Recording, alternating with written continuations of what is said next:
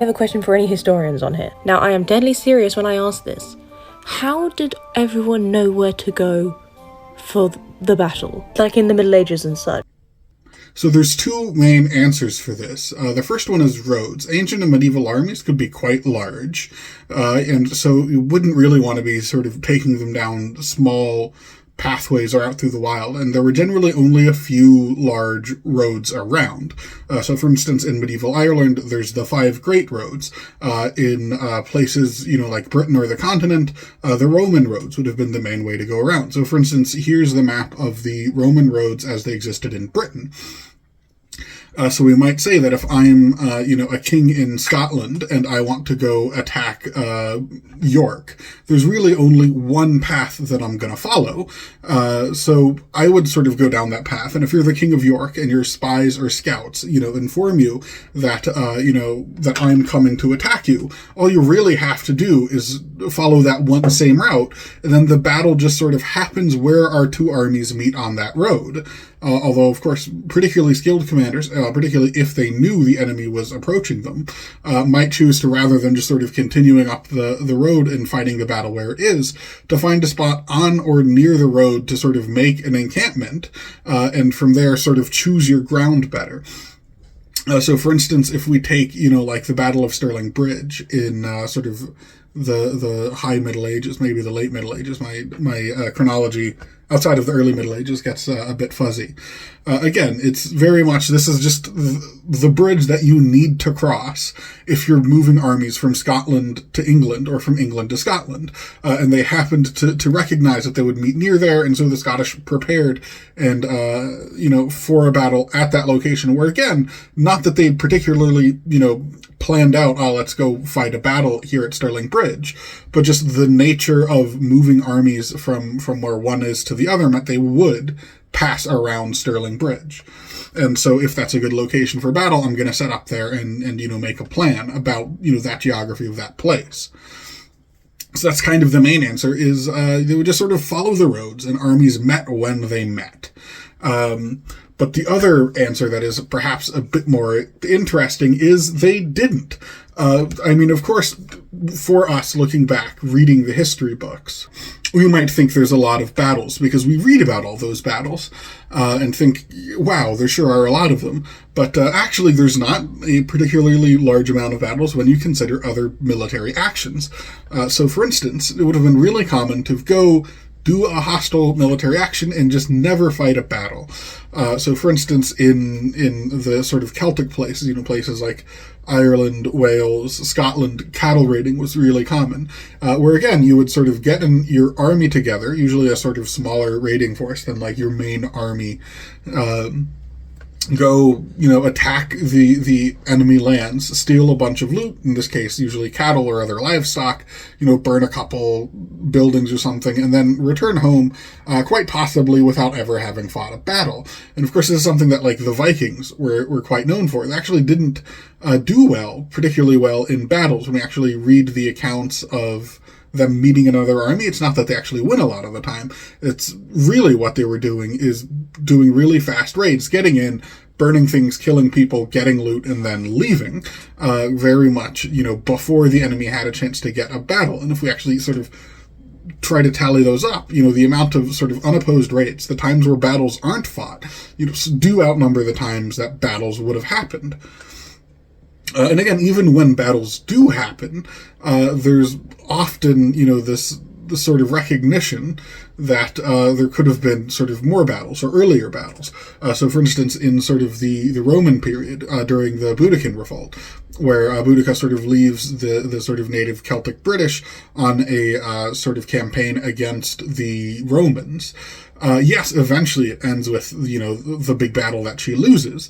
But, it's worth noting she gets to a couple different settlements and, again, destroys them, burns everything, kills people, takes loot, and does all of that a couple times before there is this battle. It's not like the Romans and the Britons just sort of agreed to go fight a battle. It was, the Romans didn't have the chance to assemble defense quickly enough.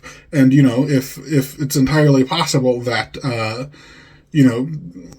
in this case with Boudica and sort of her objectives, it wouldn't have happened. But, we could imagine alternate histories where, rather than fighting the battle, she just says, all right, we've done enough. We've burned people. We've burned villages. We've gotten our loot. Let's all just go home. And then there is no battle. And that's, again, something that would have happened quite often. But we can also say the opposite is true. This is a theory that I quite like and was put forward by the historian Guy Halsall, that argues that a lot of these sort of raiding actions are deliberate attempts to provoke battles. That again, it is hard to find an army. So if you just sort of go and you cause enough commotion, you burn villages, you do all of these things, and you just sort of stick around and keep doing that, rather than going home, then it will force a situation where the enemy might have to abandon their strongholds and send out an army and be forced to deal with you. And that could be a way to, again, sort of get a battle going just by being so well known, causing so much destruction, being so visible that the enemy sort of has to fight you, rather than, either taking your loot and leaving or having to try to attack one of their defended settlements, something like a castle or a fortress. Which again is something that is, again, arguably at least as common, arguably more common than battles, in the same way that raids, where we're not actually getting together and fighting a battle, but instead sort of just attacking and taking fortified sites. So if we look at like the Norman invasion of England, yes, there's that one big battle at Hastings that's quite well known, but then after the battle, there's not really a lot of other sort of pitched battles between the Saxons and the Normans, and instead what we see is that they just sort of besiege a castle, there's no battle, and they take it over, and then they, again, they surround a castle, they storm it out, they surrender, there's no battle, and you just sort of go hodgepodge taking it around. Again, raids, there's the harrying of the north. So that's sort of the other big truth, is battles aren't actually as common as we were thinking. So while I was editing that last bit, sort of talking about roads and how you could find different armies and such, it reminded me that this was a great opportunity to talk about one of my favorite sort of late Iron Age and early medieval monument types that I don't think gets nearly enough attention, which is linear earthworks. They'll also sometimes be called dikes in sort of particular older literature. So linear earthworks, as the name suggests, are sort of earthen monuments that tend to be in lines. They're essentially big walls made out of dirt and turf. And they were in northwestern Europe pretty popular in sort of the late Iron Age and the early Middle Ages. So for instance, we see them a lot in Denmark, in Britain, and in Ireland during the Iron Age and the earlier parts of the early Middle Ages, sort of the pre-Viking period.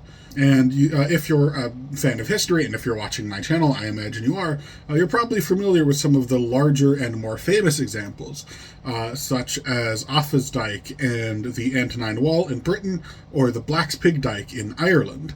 And those are, sort of the big, fantastic ones that sort of get talked about, discussed and understood the most because they are, big, prominent examples. But unfortunately, that makes them kind of atypical in that most linear earthworks are significantly, smaller constructions compared to those large ones. And also, one of the things that's really interesting about these is they tend to sit on what otherwise would be very nice communications networks. So, for instance, the ones in Britain, you'll actually see a lot of time built to sort of cut through the course of Roman roads. And so one of the main theories about these are they're sort of made for defense, partially, of course, just as literally a fighting platform. So, for instance, as we all know from Revenge of the Sith, having the high ground gives you a distinct advantage.